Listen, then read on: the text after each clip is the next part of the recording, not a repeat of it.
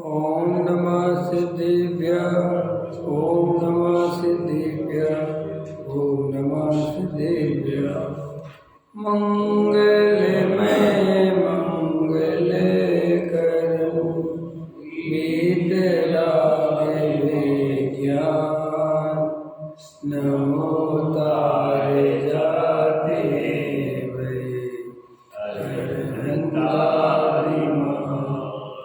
करे मंगल करे होमा ग्रंथ करने के काज जाते मिले समाज सब पावे निज बदरा इस भवतरु का मूल जानौ मिथ्या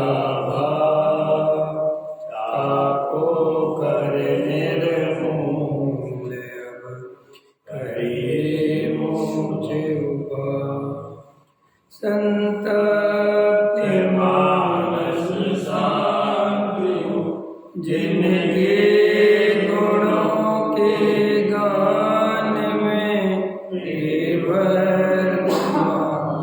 महान विचरे हमारे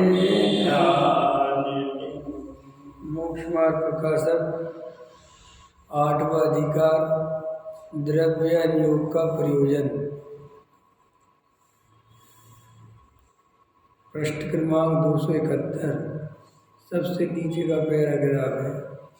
तथा जिनके तत्व ज्ञान हुआ हो वे जीव द्रव्यान योग का अभ्यास करें तो उन्हें अपने श्रद्धान के अनुसार वह सर्व कथन प्रतिभाषित होते हैं। जैसे किसी ने कोई विद्या सीख ली परंतु यदि उसका अभ्यास करता रहे तो वह याद रहती है, ना करे तो भूल जाता है। इसी प्रकार इसको तत्व ज्ञान हुआ है परंतु यदि उसके प्रतिपादक द्रव्यान योग का अभ्यास करता रहे तो यह तत्व ज्ञान रहता है, ना करे तो भूल जाता है। अथवा संक्षेप रूप से तत्व ज्ञान हुआ था वह नाना युक्ति हेतु दृष्टांत आदि द्वारा स्पष्ट हो जाए तो उसमें शिथिलता नहीं हो सकती तथा इस अभ्यास से राग आदि घटने से शीघ्र ही मोक्ष सकता है। ठीक है ना। इस प्रकार द्रव्य योग का प्रयोजन जानना। देखो टोडामल जी साहब ने द्रव्यान योग में क्या लिखा कि शीघ्र ही राग आदि घटते और मोक्ष सकता है। बाकी 3 में नहीं लिखा है कि सीधा, समझ में ना। तो अभी द्रव्यान योग का अपने को बहुत महत्व है और अपने को नहीं है, सभी को है। ख्याल में है ना।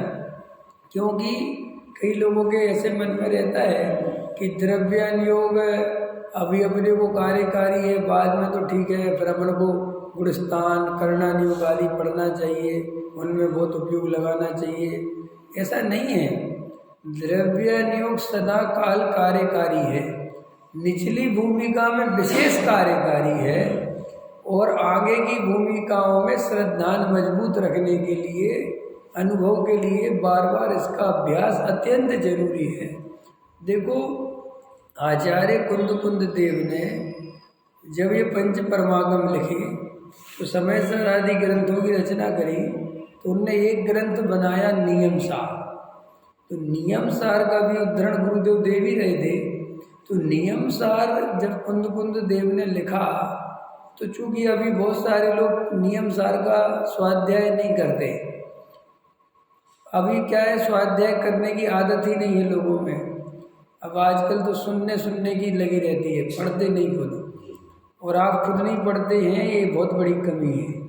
जब तक ये बात आप समझ लो अच्छे से, जब तक आप स्वयं स्वाध्याय नहीं करोगे, स्वयं शास्त्रों को खोल के नहीं पढ़ोगे, ये आदत अपने अंदर नहीं डालोगे तो सम्यक दर्शन दुर्लभ है। आपको ग्रंथ पढ़ना आना चाहिए, खोल के देखना चाहिए क्या लिखा आचार्यों ने। यहाँ तो एक बात चलती है कि भाई यार ये चर्चा आई तो इसमें से 2 लाइन पढ़ेंगे, बहुत चर्चा आएगी, लेकिन अभी पूरा पढ़ो। तो नियम सार में आचार्य कुंद देव कहते हैं कि मैं यह ग्रंथ ऋणीय भावना निमित्तम, निज भावना के निमित्त के लिए लिख रहा हूँ, माने खुद के पाठ के लिए लिख रहा हूँ।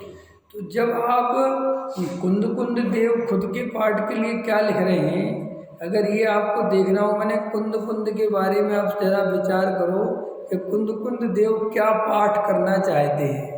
जैसे अपना फेवरेट कोई भजन होता है कि नहीं, अपन रोज उससे गुनगुनाते हैं, अपनी कोई मन पसंदीदा पूजा होती है, कोई भक्ति होती है, होता है ना क्या, वो ये कोई प्रवचन होता है, ये भजन सुनता तो बहुत। तो कुंद कुंद का फेवरेट क्या था? एक तो अंदर में अपना त्रिकाली ध्रुव भगवान आत्मा था और बाहर में अध्यायोग पंच परमिष्टि। लेकिन स्वाध्याय के लिए खुद के पाठ करने के लिए उसने खुद ही ग्रंथ बनाया, उसका नाम है नियम सार। तो नियम सार जब कुंद कुंद देव ने बनाया, तब आप उसको पढ़ के देखोगे तो आपको ऐसा लगेगा कि कुंद कुंद देव एक त्रिकाली ध्रुव भगवान आत्मा के अलावा कोई दूसरी बात करना ही नहीं चाहते। हाँ, कुछ और कहना ही नहीं चाहते, ना गुण स्थान, ना मार्गड़ा स्थान, ना पंच परमेष्टि, ना तुम्हारे 3 लोक, ना कर्म, ना कुछ। वे तो ये कहते हैं कि हो उसी में है ये कि मैं बना बनाया सिद्ध हूँ। यहाँ तक तो ठीक है, ये तक कहते हैं कि जो सिद्ध भगवान में अष्टमूल गुण है ना, 8 गुण, वो 8 गुण मेरे में हैं अभी। ये इस नियम सार में कहते हैं। वो कहते हैं मुझे प्रतिक्रमण नहीं है, मुझे प्रायश्चित नहीं है, मुझे आलोचना नहीं है। एक शुद्धात्मा में रमना जमना ही प्रतिक्रमण है, प्रायश्चित है, आलोचना है, भक्ति है, शुद्धोपयोग है, छल में आया कि नहीं आया, सब कुछ एक शुद्धात्मा में रमने का नाम है।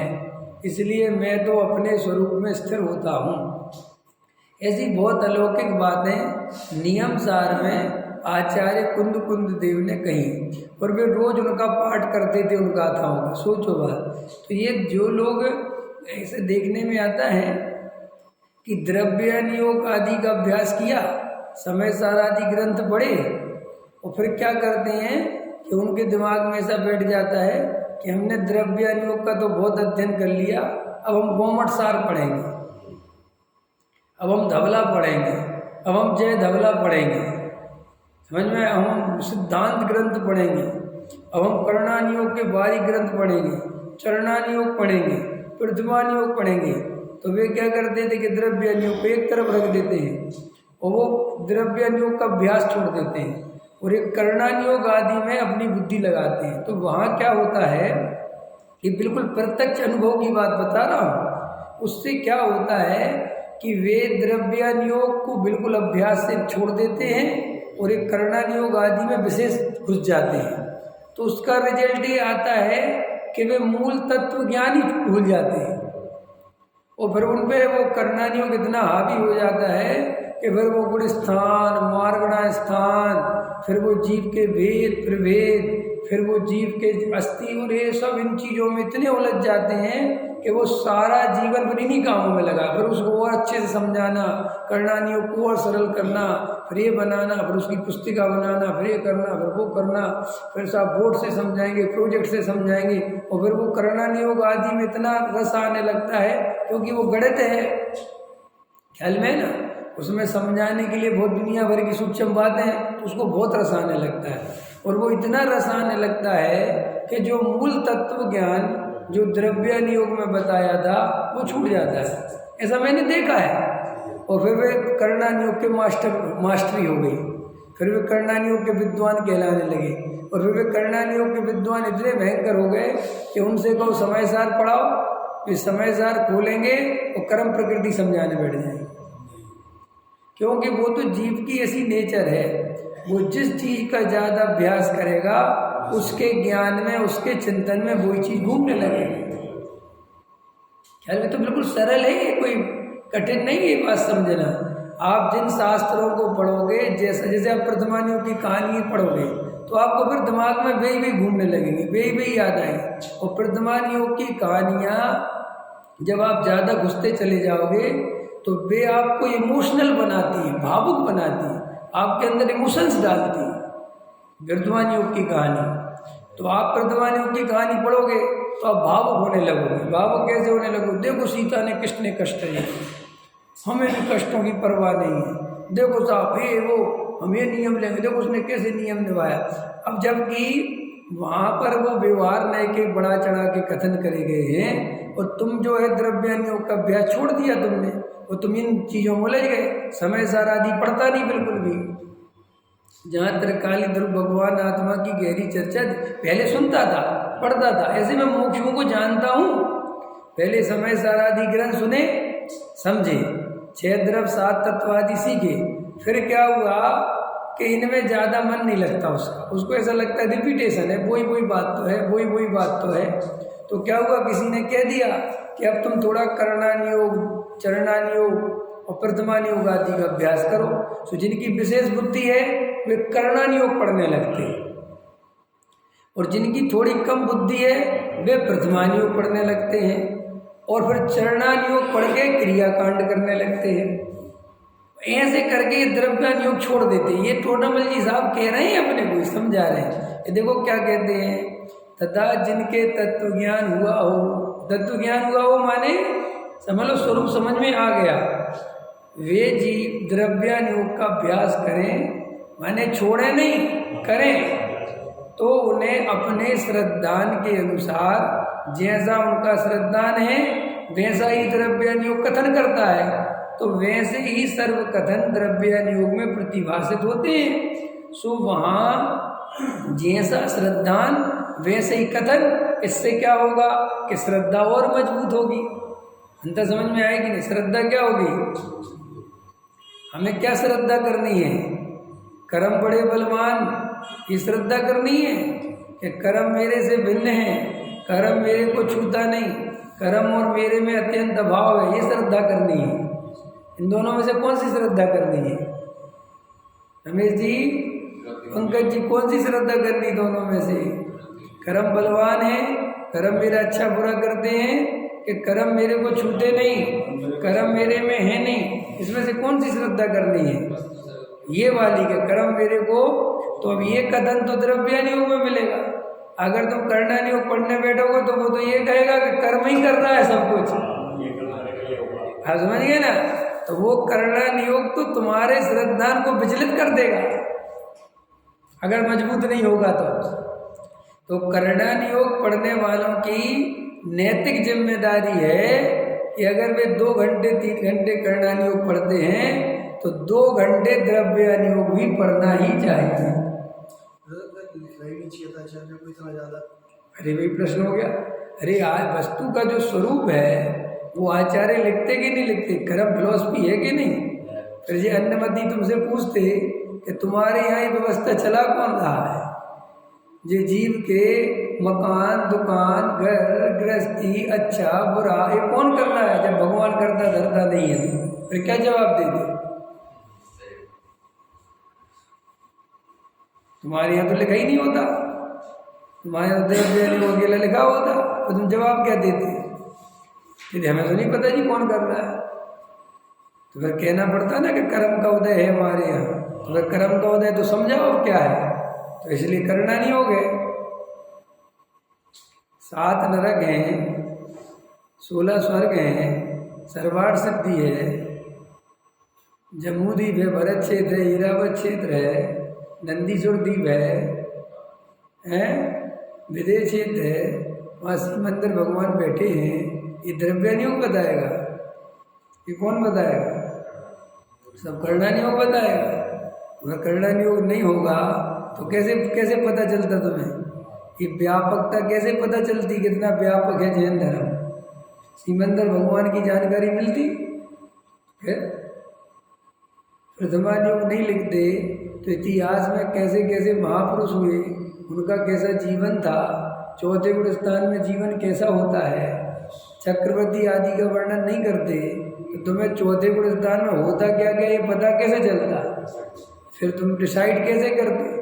तो जो व्यवस्था है वो तो देनी पड़ेगी ना, समझानी पड़ेगी ना चारों तरफ से। उसमें क्या है, चरणान योग है तो कहाँ कितनी राशि है, किसमें कितनी हिंसा है, कहाँ जीव मरते हैं, ज़्यादा जीव कहाँ पाए जाते हैं, ये सब वर्णन, इसको खाने में, इसको ये सब आचरण, नैतिकता, ये भी बहुत जरूरी है। तो इसलिए ऐसा तो विचार आना ही नहीं चाहिए कि क्यों तो लिखना, तो क्योंकि मैंने बताया जैन धर्म एकांतवादी दर्शन नहीं है, जैन धर्म आधा अधूरा दर्शन नहीं है।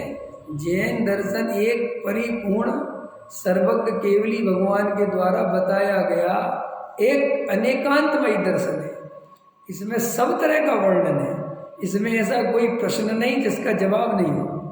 यही तो इसकी सबसे बड़ी विशेषता है। इससे मुक्ति का मार्ग पूछो तो इसके पास जवाब है, इससे संसार का मार्ग पूछो तो इसके पास जवाब है, इससे तुम प्रकृति के बारे में पूछो, पॉल्यूशन प्रदूषण के बारे में पूछो तो इसका जवाब है, इसके बारे में परिवार में कैसे रहना चाहिए, तुम्हारा समाज के प्रति व्यवहार कैसा होना चाहिए, इसका भी वर्णन है। कर्म कैसे होते हैं, कितने प्रकार के होते हैं, कैसे काम करते हैं, जीव कैसे काम करता है, ये भी वर्णन है। शरीर का आत्मा का कैसे संबंध है, ये भी वर्णन है। जीव कौन से कर्मों का फल भोग के कहाँ जाता है, कैसे कर्म बंध के कैसे स्वर्ग आदि नरक आदि में गति होती है, सब वर्णन है। यहाँ तक कि विग्रह गति क्या होती है, यहाँ तक कि सिद्ध भगवान सिद्ध सदा में कैसे विराजमान होते हैं, ख्याल में है ना। एक सिद्ध के अंदर अनंत सिद्ध समाये हुए हैं। तो ये तो छोड़ो कि सब ये क्यों है, क्यों नहीं है, क्यों का वहाँ श्री गुरु कहते हैं सब चीज़ों के अपने अपने प्रयोजन हैं। सो जो बात जिस प्रयोजन से कही गई हो उसे उसी प्रयोजन से समझना चाहिए। कर्णन योग की बातें निमित्त की तरफ से, कर्म की तरफ से, तीन लोक की तरफ से उनका वर्णन है, तो उन्हें वैसा समझना चाहिए। और उनका मेरी आत्मा से दूर दूर तक कोई संबंध नहीं है। हमें अमेरिका का नॉलेज होना चाहिए कि नहीं होना चाहिए? बिल्कुल होना चाहिए, क्या दिक्कत है। अमेरिका है, दुनिया है, इतनी बड़ी है, जनरल नॉलेज, लेकिन उससे मेरा संबंध कोई नहीं है। ख्याल में है ना। समझने के लिए समझ लिया कि साहब हमारे देश जैसे और भी देश हैं, समझ में आया, और वहाँ ऐसे, लेकिन हमारा उससे कोई वहाँ ऐसे ही। तो अपन तो ये समझा रहे थे कि बहुत सारे लोग देखे जाते हैं, आप जागृत होकर देखना कि समय सार आदि उनने थोड़ा बहुत सुना, वो भी ढंग से पढ़ा नहीं, खुद व्यवस्थित। अभी अपने मुमुक्षुओं में मैं गारंटी देता हूँ 80% मुमुक्षु ऐसे जिनने खुद कभी समय सार नहीं पढ़ा।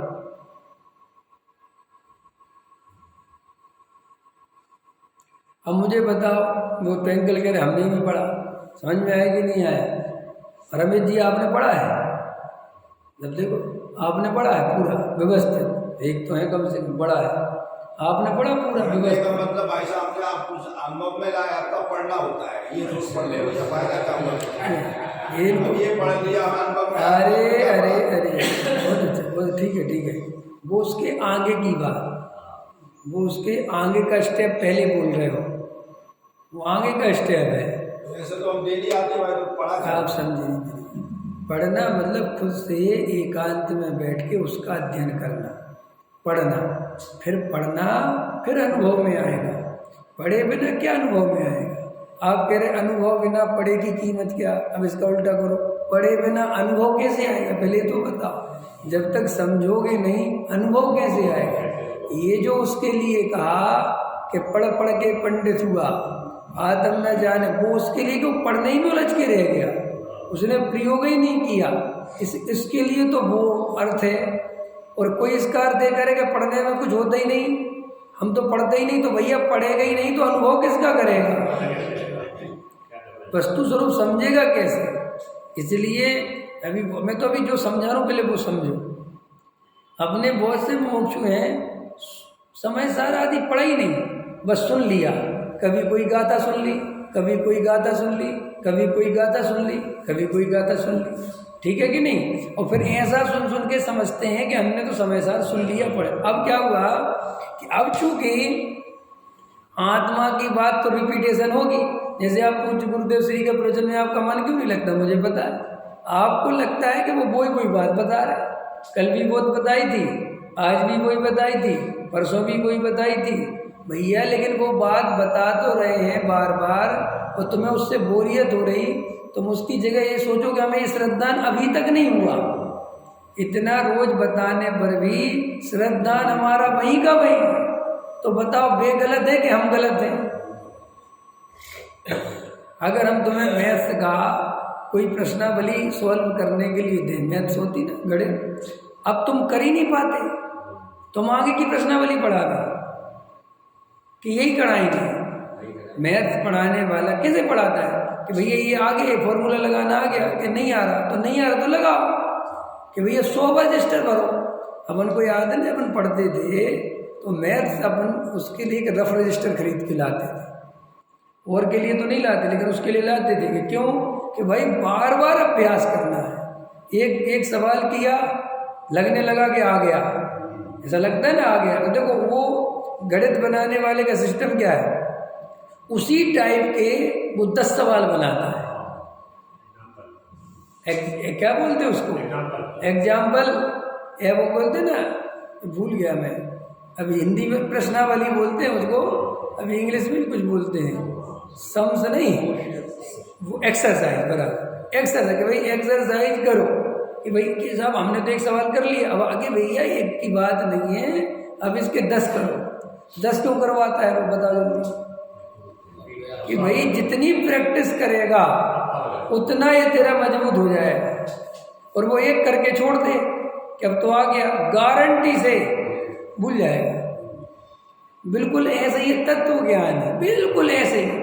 आप जिस रिपीटेशन को देख देख के बोर होते हो और बातचीत करने लगते हो, आप कभी ये विचार नहीं करते कि ये जो गुरुदेव फरमा रहे हैं ये अभी मेरे श्रद्धान में नहीं आया। वो कह रहे हैं कि व्रतशील संयम आदि से कुछ नहीं होता, सम्यक दर्शन के बिना धर्म नहीं होता, ये श्रद्धान में आया। अगर ये श्रद्धान में आवे तो व्रतशील संयम से पहले सम्यक दर्शन में ताकत लगा, लेकिन सम्यक दर्शन में कहाँ ताकत लगाता है? व्रतों की चिंता है, नियम धर्म की चिंता है, पूजा पाठ की चिंता है, भक्ति नहीं रह जाए, चावल चढ़ाना नहीं रह जाए, बादाम नहीं चढ़ानी रह जाए, वहाँ कितना सावधान रहता है। लेकिन मुझे सम्यक दर्शन नहीं है, इसकी कोई चिंता नहीं है। और सम्यक दर्शन के नाम पे बोलता है कि साहब अनुभव के बिना तो कुछ नहीं होता। तो भैया अनुभव के बिना कुछ नहीं होता तो करो ना अनुभव। हम भी कह रहे अनुभव के बिना कुछ, लेकिन अनुभव करना तो पड़ेगा। पैसे के बिना कुछ नहीं होता, बिल्कुल ठीक है, तो पैसा कमाओ। ये गाना गाने से क्या होगा कि पैसा के बिना कुछ, अरे भैया जाओ कमाओ। ऐसे ही अनुभव के बिना धर्म नहीं होता, तो अनुभव के बिना धर्म नहीं होता तो अनुभव करो। कि साहब अनुभव कैसे करें? पूजा पाठ कैसे करते हो, भक्ति कैसे करते हो, हैं? करते हो ना ये सब पूजा पाठ भक्ति? कभी कभी कभी कभी, रोज नहीं करते। ये रोज तो पूजा करते हो। टाइम खत्म होगा कह रहे हैं, टाइम खत्म हुआ मत बोलो। टाइम खत्म हो गया बंद करो। पूजा करना भी भक्ति है, पंडित जी कह रहे हैं। ये नहीं कह रहे हैं, वो भी कह रहे हैं वो भक्ति है, भजन गाना वो भक्ति है। भजन गाना पूजा करना सब भक्ति है। मैं तो ये कह रहा हूँ कि ये करते हो ना रोज, लेकिन अनुभव के लिए क्या करते हैं कि अनुभव के लिए कुछ नहीं करते।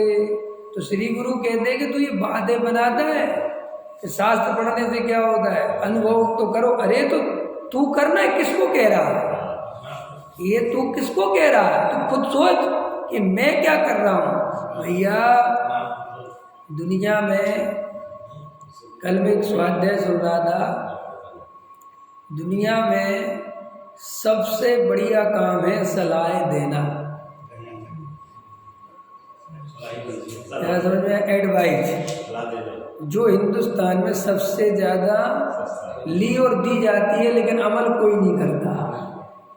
कि क्यों एडवाइस क्यों दी जाती? क्योंकि एडवाइस देने में कुछ भी नहीं लगता। नहीं समझ? जैसे अभी आप कहो मेरे पेट में दर्द है, मैं तुम्हें 10 तरीके बता दूंगा ऐसे खा लेना, जबकि मैंने खुद के दर्द हुआ हो तो नहीं खाया होगा,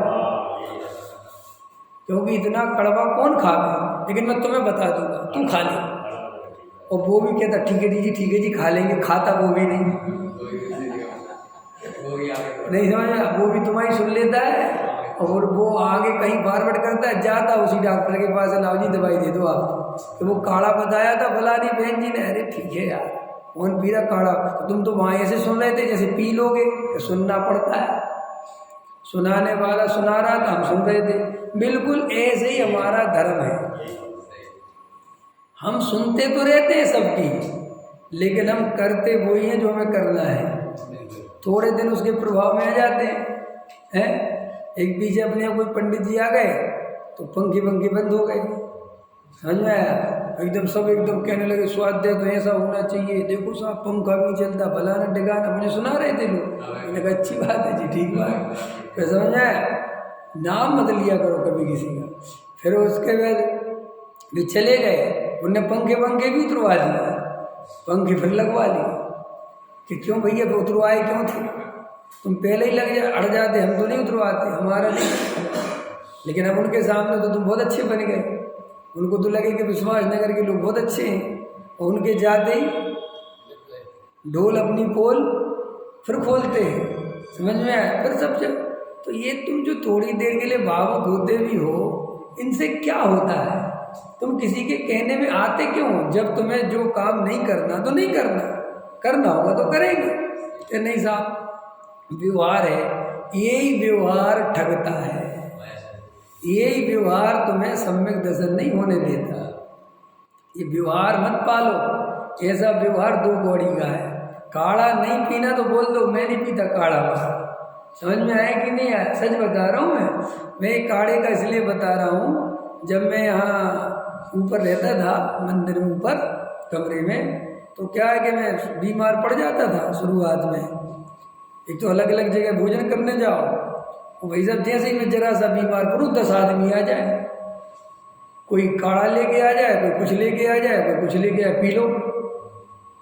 नहीं समझ में आया? और मैं वो काढ़े पी लूँ, मेरी और ज़्यादा हालत खराब, और ज़्यादा हालत खराब। काढ़े वाले तो पिला के चले गए, नहीं पी लो तुम तो पी लो, कुछ नहीं पी लो। पी के वो और सूख साग जावे गला, और तकलीफ होने लगे। मैंने कहा अच्छा अब मैं अभी किसी से क्या कहूँ?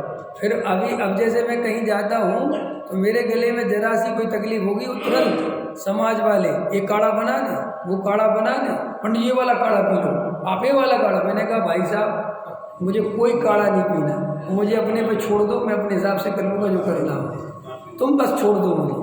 ऐसे ही ये संसारी जीव रात और दिन क्या करता है? बातें बनाता है। अंदर से आत्मा की कोई गहरी रुचि है नहीं, अपने आत्म कल्याण की जरा सी चिंता नहीं है।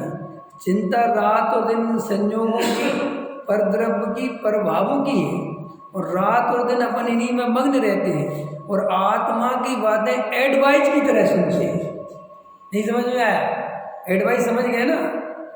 आपको देख लेना, आप देख लेना अपन क्या करते हैं। कोई आपको कहेगा, जैसे आप किसी से कहोगे मुझे डायबिटीज है, तो तुरंत कहेगा डायबिटीज, भाई साहब दवाई खाना छोड़ो, नेचर केयर करो, ये करो वो करो, फलाना, तुरंत दूर हो जाएगी। ठिकाने पर आपको बात देगा, और पता चला कि खुद ही भाई साहब दवाई खाते हैं।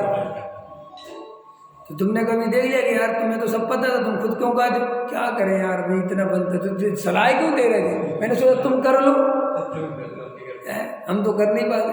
तो ऐसी सलाहें हिंदुस्तान में बहुत ली और दी जाती है, जिसमें कोई पैसे नहीं लगते, और एक दूसरे को सलाह देते। और सलाह देने में जितना मज़ा आता है ना, इतना मज़ा किसी और काम में नहीं आता। देखना आप, हमेशा देखना। जैसे देखो, उदाहरण दे दूँ ताकि तुम्हें समझ में आ जाए। तुम्हें बड़े आदमी के साथ इतना मज़ा नहीं आता, तुमसे वो थोड़ा छोटा हो तो उसके साथ बैठने में मज़ा आता है। लेकिन वो तुमसे बड़ा हो तो तुम्हें बेचैनी होती है। क्यों होती? कभी सोचा? बड़े आदमी के साथ बैठने में तुम्हें बेचैनी क्यों होती है? क्योंकि वहाँ तुम्हें हीन भावना घेरती है। वो बड़ा है, उसको कुर्सी लग रही है, 2 आदमी आ रहे उसको सलाम ठोक रहे, तुम्हें कोई कुछ बोल ही नहीं रहा, तो तुम्हें भयंकर हीन भावना घेरती है। और लेकिन तुमसे छोटा आदमी बैठा हो तो तुम्हारा अहंकार पुष्ट होता है, तो तुम्हें बहुत मज़ा आता है बैठने में। होता है कि नहीं होता? अगर मीटिंग में जिसको अध्यक्ष बनाओ वो ज़्यादा देर तक बैठ सकता है, समझ में, दूसरे आदमी के मुकाबले, क्योंकि उसके अहंकार को पुष्टि मिलती है। तो हमारा सारा जीवन अहंकार पुष्ट करने में चला जाता है। महिलाओं में भी होता है, उनके सामने कोई कम सुंदर महिला हो तो उन्हें बहुत अच्छा लगता है, लेकिन उससे ज़्यादा सुंदर हो तो उन्हें उसके प्रति चिढ़ आएगी, अरे उसकी कमियां दिखेंगी, अरे हम जानते कैसी, तुम नहीं जानते, एकदम ख्याल में है ना। तो देखो इस सब जीव काय से परेशान है, केवल अहंकार से। काय से परेशान है ये जीव, मर पच कर भी अहंकार।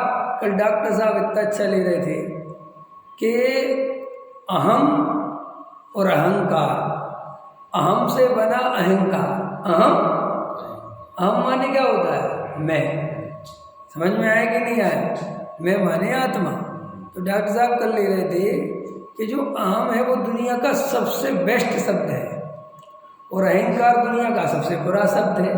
जबकि वो अहम बना, वो अहंकार बना उसी अहम से, ख्याल में। लेकिन तो बोले कि वो बुरा क्यों हो गया कि आत्मा में अपनापन करता जो इसकी वस्तु थी, तो ये दुनिया का सबसे बढ़िया काम है।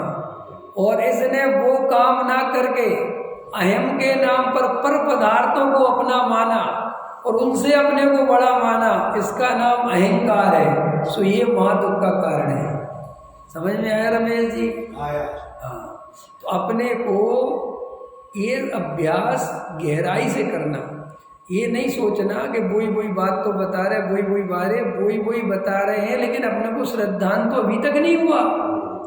अभी पूज्य गुरुदेव श्री इतना शुभाशुभ भावों के बारे में बोलते हैं, इतना विरसशील संयम आदि जड़ की क्रिया में धर्म नहीं, 11 अंग 9 पूर्व के ज्ञान में धर्म नहीं, इतना समझाते तो लोगों को लगता है कि अरे ज़्यादा यही बोलते हैं।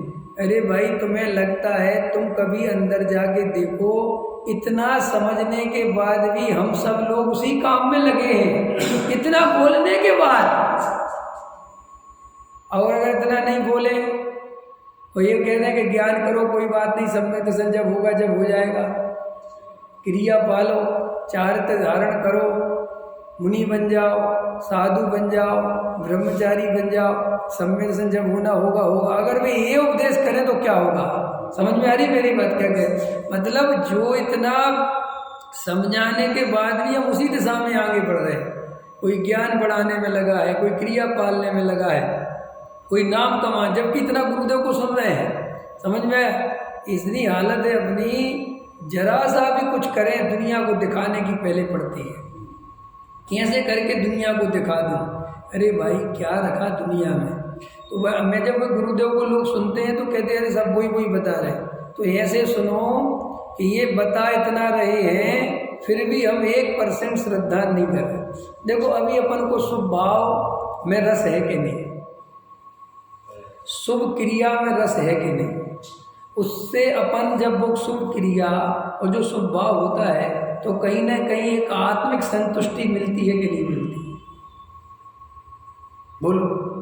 आप 1 घंटे स्वाध्याय सुने, 1.5 घंटे पूजा करें, तो जब आप यहाँ से निकलते हो तो आपको कुछ संतुष्टि मिलती है कि नहीं मिलती है? आपको ऐसा नहीं लगता कि आज का दिन आप बढ़िया कर लाए? श्री गुरु कहते हैं यही तो शुभ भाव में उपादेय बुद्धि है, यही तो तुम्हें रोकता है सम्यक दर्शन, क्योंकि तुम संतुष्ट होते। जबकि ये तो अभी यहाँ तो भूमिका तैयार हो रही है, यहाँ तो आपको थोड़ी ऊर्जा दी जा रही है, थोड़ा आपको जगाया जा रहा है कि जागो जागो चेतन तुम्हें जगाने। ये तो जगा रहे हैं कि जागो, और जागो क्या करो? अपनी आत्मा को एकांत में जाके अनुभव करो। सो तुम तो इसी में खुश हो गए, नहीं समझ में? और जाके बाहर संसार की दुनिया में, सपनों की दुनिया में फिर खो गए। कोई व्यापार में खो गया, कोई बच्चों में खो गया, कोई कमाने धमाने में, कोई इसमें खो गया, फिर शाम को आके फिर बैठ गए। तो श्री गुरु कहते हैं ऐसी तो तुम जिंदगी भर करते रहो। तो करो क्यों? कि जहाँ हमने तुम्हें जगा के बोला, नहीं समझ, अब तो मैं ही उसको तो अभी अपन को लगता है कि हमारी स्वभाव में से उपादेय बुद्धि निकल गई। अंदर जाके देखोगे तो इंच मात्र भी नहीं निकली, अभी भी स्वभाव में उपादेय बुद्धि पड़ी पूरी की। अब बताओ, फिर गुरुदेव बार बार बोलते तो क्या करें? नहीं बोले। गुरुदेव जानते हैं बात कि ये जीव तुरंत वृत्ति संयम ग्रहण कर लेगा, सम्यक दर्शन मिले चाहे नहीं मिले, उपवास की तरफ बढ़ जाएगा, तुरंत त्याग व्रत की ओर बढ़ेगा। और जैसे ही बढ़ेगा अहंकार से पीड़ित हो जाएगा। ये होता है कि नहीं होता है?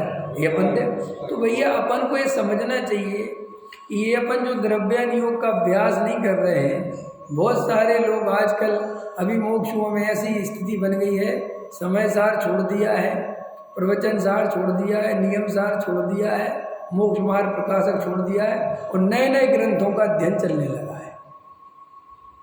नए नए ग्रंथ निकालो, नए नए, हम ये कह रहे हैं नए निकालो की नहीं बातें नहीं है, लेकिन जो श्रद्धांत तुम्हारा समय सार से मजबूत हो सकता है वो और किसी से इतना नहीं, क्योंकि वहाँ पे व्यवहार की चर्चा ज़्यादा है, वहाँ पर उपदेश शैली ज़्यादा है। वस्तु स्वरूप की जैसी चर्चा समय सार में है, जैसी भूल मोक्ष मार्ग प्रकाशक में टोडामल जी साहब ने पकड़ी है जीव की, ऐसी अन्य जगह नहीं मिलती। अभी तुम अन्यथा मत लेना मेरी कोई बात, अभी तुम रत्नखंड पढ़ने लगो, भावदीप का पढ़ने लगो, तत्वार सूत्र आदि पढ़ने लगो, और कौन से ये तुम्हारा पंचास्ती का पढ़ने लगो, ये तुम्हारा द्रव्य संग्रह पढ़ने लगो, ख्याल में है कि नहीं, धबला पढ़ने लगो, जय धबला पढ़ने लगो, ख्याल में। तो ये सब क्या है कि इनमें वैसी शुद्धात्मा की त्रिकाली ध्रुव की चर्चा नहीं है, इसलिए तो आगम ग्रंथ है। इनमें तो जैसे कैसी चर्चा है, द्रव्य 6 होते हैं, जीव, पुद्गल, धर्म, अधर्म, आकाश, काल। जीव जिसे जानना, देखना, ज्ञान, दर्शन, वही उसे जीव कहते हैं। स्पर्श, संस्कार, इसमें वो ये नहीं बताएगा कि इसमें तुम्हें क्या करना है, तुम इसमें से कौन हो वो ये नहीं बताएगा, उधर से वर्णन करता चला जाएगा। 5 द्रव्य अस्थिकाय है, जो बहु प्रदेशी होते हैं उसे अस्थिकाय कहते हैं, बता दे, तुम पढ़ते चले जाओ, नहीं समझे। धबला, जय धबला, कर्म फिलॉसफी वर्णन चलता जाएगा, इतनी प्रकृतियाँ उनके ऐसे ऐसे, भेद प्रभेद, मारणा स्थान, ऐसे गुण स्थान, ऐसे इसमें ऐसे होता है क्या। तो श्री गुरु कहते हैं कि वे सब मिला जुला कर उन ग्रंथों में कथन है, उसके आधार से तुम मूल तत्व ज्ञान में गति नहीं कर सकते, मूल तत्व ज्ञान में तुम प्रवेश नहीं कर सकते, मूल तत्व ज्ञान में जा नहीं सकते। इसलिए टोडामल जी साहब अपने को इसमें समझा रहे हैं कि अगर तुमने द्रव्यान योग के ग्रंथ पढ़े भी हो तो भी उनको पढ़ना मत छोड़ना, उनको जीवन भर पढ़ते रहना। इसलिए गुरुदेव जैसा बहुत अच्छा था गुरुदेव, गुरुदेव ने क्या किया, आप देखो गुरुदेव का एक सिस्टम देखो, गुरुदेव ने क्या किया, लगभग 45 ग्रंथों पे या 39 ग्रंथों पे गुरुदेव के प्रवचन है ना, तो वे आप ये मत सोचना कि गुरुदेव ने समय सार छोड़ के करा, नहीं, गुरुदेव का सुबह तो समय सार फिक्स था। क्या था? वो दोपहर में ग्रंथ बदलते थे, जैसे बाकी के जो ग्रंथ हैं वे उनके दोपहर के प्रवचन में से निकले। सुबह तो क्या होता था, समय सार पढ़ाते थे और समय सार पूरा हुआ, 419 415 गाथा पूरी हुई, वापस फिर खोलो पहली गाथा, फिर चलो। तो वो तो समय सार को तो हृदय में बसा के रखे, उनने कभी छोड़ा ही नहीं। सच बता रहा हूँ, उनने समय सार को हृदय में बसा के रखा, इसलिए उनका सम्यक दर्शन भी कभी छूटा नहीं। जो समय सार को हृदय में बैठाएगा उसका सम्यक दर्शन टिका रहेगा, जो समय सार को छोड़ेगा उसका सम्यक दर्शन भी छूट सकता है, क्योंकि समय सार आगम सारे ग्रंथों का सार ये समय सार है। समझ में है ना? अद्वितीय चक्षु है, इसके जैसा दुनिया में कोई चक्षु, कोई देखने वाला, दिखाने वाला ग्रंथ नहीं है। तो देखो यहाँ पर गुरुदेव श्री टोडामल जी साहब ये कह रहे हैं कि तुम अगर द्रव्यान योग पढ़ते थे तो अभी छोड़ना मत, पढ़ना, समझना, बार बार अभ्यास करना। कि साहब हमने तो पढ़ लिया, क्या पढ़ लिया फिर पढ़ो, कि क्यों, कि यही असली सम्यक दर्शन में कार्यकारी है। क्यों कार्यकारी है? कि ये जैसा वस्तु का स्वरूप है बिल्कुल वैसा बताता है, इसमें तुम्हें छांटने की जरूरत नहीं है। वहाँ की के ग्रंथों में तुम्हें बुद्धि लगानी पड़ेगी कि ये व्यवहार का कथन है, जो उपदेश का कथन है, ये थोड़ी बड़ा चढ़ा के बात कही गई है, ख्याल में है ना, जिन निमित्त की तरफ से चर्चा है। द्रव्यान योग में तुम्हें ऐसा नहीं करना, यहाँ तो एक भेद ज्ञान की चर्चा, एक आत्म तत्व की चर्चा, द्रव्य कर्म भाव कर्म नो कर्म से भिन्न, एक त्रिकाली ध्रुव ज्ञायक भगवान आत्मा की स्थापना, उसी की चर्चा, उसी की चर्या, उसी का बोलन, उसी का दृष्टांत, उसी की दृष्टि, उसी का वेदन, रात और दिन एक त्रिकाली ध्रुव भगवान आत्मा के गीत माने मेरे गीत जिसमें गाए जाते हैं, उसका नाम है द्रव्यानुयोग। उसका नाम क्या है? तो ये तोड़ामल्ली साहब को कितना अच्छा लगा। किसी ने कोई विद्या सीख ली, परंतु यदि उसका अभ्यास करता रहे तो वह याद रहती है। दुनिया में बोलो कौन सी विद्या है तो एक बार सीख ली तो नहीं, अभ्यास करना पड़ेगा, ना करे तो भूल जाता है। इसी प्रकार इसको तत्व ज्ञान हुआ, परंतु यदि उसके प्रतिपादक द्रव्यानुयोग का अभ्यास करता रहे तो वह तत्व ज्ञान रहता है। ठीक है, तो वह तत्व ज्ञान रहता है, वरना कर्णानुयोग आदि के मास्टरी में लग गए। पता डॉक्टर साहब बहुत समझाते थे। डॉक्टर साहब जैसे कोई कर्णानुयोग आदि में बहुत लगे, डॉक्टर साहब हमेशा कहते थे कि ये करो अच्छी बात है, लेकिन द्रव्यानुयोग मत छोड़ना। क्योंकि डॉक्टर साहब के तो ये इतने विद्यार्थी थे, उनका तो रोज का अनुभव बढ़ते ही चला जाता था। रोज देखते थे कि कैसी कैसी गति होती है। तो डॉक्टर साहब तो कहते थे, वो तो बोलते भी थे कि भाई हमने तो विद्यालय खोल रखा है। वो तो बोलते थे। सो हमें तो सब तरह के मास्टर चाहिए, द्रव्यानुयोग भी चाहिए, कर्णानुयोग भी चाहिए, चरणानुयोग भी चाहिए और प्रथमानुयोग भी चाहिए। सो मास्टर कहीं बाहर से तो लाएंगे नहीं। सो हम तो यहीं रुचि के अनुसार जिनकी जैसी रुचि है उन्हीं में से मास्टर तैयार कर लेते हैं। हमें तो गाने वाले भी चाहिए, लेकिन तुम वास्तव में अकेले में मिलो कभी तो वो हमेशा यही कहते थे, भैया आत्मा की दृष्टि करो, वेद ज्ञान करो। वो जैसे मतलब कोई भजन गाता है, उसका शौक है और अकेले में वो मिले तो वो समझाते थे गवैये बन जाओगे, हिम्मत रखो। जबकि जरूरत है एक गाने वाले की, लेकिन वे जानते थे इतना समझाने पर भी जिसको गाने में आगे जाना है वो जाएगा, वो नहीं सुनेगा। तो वो अपना कर्तव्य समझ के कहते थे। समझ में आया ना? मेरे ऊपर तो अनंत उपकार है उनका। मैं तो एक बार मैंने पहले ही दिन 10-15 दिन हुए होंगे इस मार्ग में, और मैंने एक जिनवाणी स्तुति ले ली माइक पे जाके। मुझे ऐसे गाने का शुरू में बहुत शौक था, तो जिनवाणी स्तुति ली। और कौन सी ली? करुणा सागर भगवान भव पार लगा देना। और तो उससे क्या हुआ कि उसके पहले मेरा दादा से विशेष परिचय था। कि क्यों था कि एक तो एडमिशन ही उन्होंने किया था मेरा, और फिर दूसरी बात उनके पोते से मेरी दोस्ती हो गई, तो मैं उनके घर आना जाना था रोज। तो दादा, मेरा नाम भी थोड़ा ऐसा था विवेक सागर, तो वो कहते थे मुझे सागरों से वैसे ही डर लगता है, और तेरा नाम भी एक तो ऐसा विवेक और सागर, ऐसा लगता कोई महाराज। समझ में आया कि नहीं आया?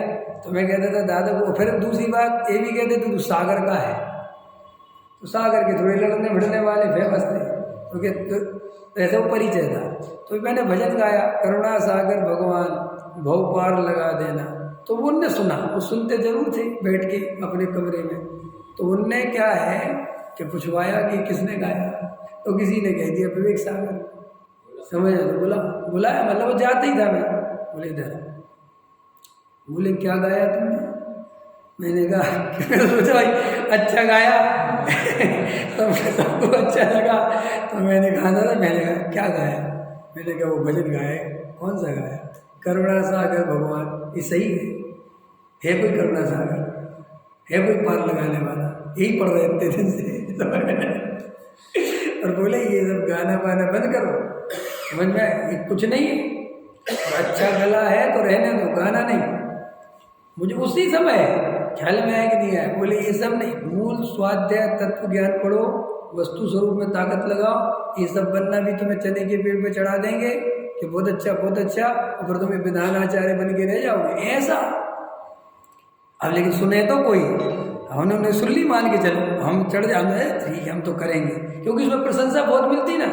शुरुआत में क्या होता है कि जे अपन जब विधान वगैरह में जाओ तो एक तो पैसा मिलता है, विधान आचार्य को पैसे भी देते लोग, और फिर दूसरी प्रशंसा मिलती है, और विधान इतने होते हैं समाज में कि जगह जगह डिमांड आती है, तो उसको पढ़ना भी नहीं पड़ता वहाँ, क्योंकि बार बार भाई साहब शांति जी कहते थे चलो भैया विवेक वहाँ चले जाओ, जल्दी चले जाओ, वहाँ से 4 दिन बाद कि साहब ये समय सार का पेपर है, कोई बात नहीं, तो बाद में दिला देंगे, क्योंकि अब भैया समाज में विद्वान चाहिए। तो ऐसे करते करते ना वो ढंग से समय सार पढ़ पाता है, ना वो कोई ग्रंथ का अध्ययन कर पाता है, और बस वो फिल्मी तर्जें भजनों की मिला के इन्हीं में अपना उसका चलता रहता है, और फिर बाद में बस हो जाता है जो होता है वो आप जानते हो। तो मेरा कहने का मतलब ये है कि अपने को ये द्रव्यानुयोग नहीं छोड़ना, समझ में आया? द्रव्यानुयोग नहीं छोड़ना, किसी भी कीमत पर नहीं छोड़ना, इसका अध्ययन करते रहना। तो मैं तो ये बता रहा था कि डॉक्टर साहब हमें ये बात कहते थे कि हमने देखा है अपने सामने कि पहले उसको हमने द्रव्यानुयोग में पढ़ाया, समझाया सब कुछ 5 साल, लेकिन बाद में वो कर्णानुयोग में मास्टरी करने लगा, तो ऐसा हो गया कि वो समय सार ही भूल गया। अब उसे सुनता है समय सार और बातें याद आती हैं कर्म की। हम सुना रहे हैं समय सार, उसे क्या याद आ रहा है? कर्णानुयोग, चरणानुयोग, ख्याल में है ना?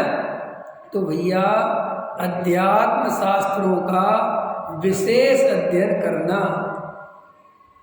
समझ में, बहुत ध्यान से, अध्यात्म शास्त्रों को छोड़ना नहीं किसी कीमत पर, चाहे जो पढ़ते रहना करते रहना, लेकिन एक टाइम तो समय सार आदि ग्रंथों का अध्ययन होना ही चाहिए। ये कह रहे टोडामल जी, समझ में आया? तो देखो इससे हमारा श्रद्धा मजबूत होता है। और इसमें जो अंतिम लाइन लिखी टोडामल जी साहब ने, अभी थोड़ा इसका भी अर्थ कर दें।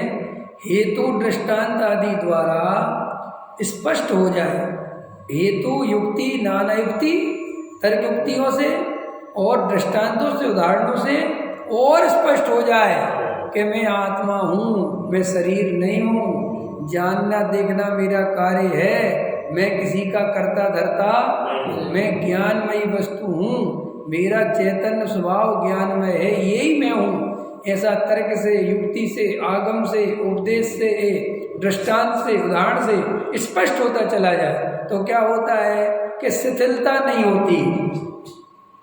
शिथिलता नहीं होती माने ऐसी बातें सुनता रहता है तो निमित्त की दृष्टि नहीं होती, व्यवहार में उपादेय बुद्धि नहीं होती, क्रियाकांड का कर्ता भोक्ता नहीं बनता। समझ में आएगी नहीं? अगर ऐसी बातें सुनता रहे तो, और जागृत रहता है। और अगर इसकी जगह प्रथमान योग आदि में, कर्णानुयोग में, चरणानुयोग में ताकत लगा दे और द्रव्यानुयोग को छोड़ दे, तो वहाँ चूंकि सारे कथन व्यवहार के हैं, सो वहाँ पर निमित्त की दृष्टि हो जाती है, कर्म की दृष्टि हो जाती है, एक द्रव को दूसरे द्रव का कर्ता धर्ता मानने लगता है, परिणामों में उलझ जाता है, क्रिया सुधारने में लग जाता है।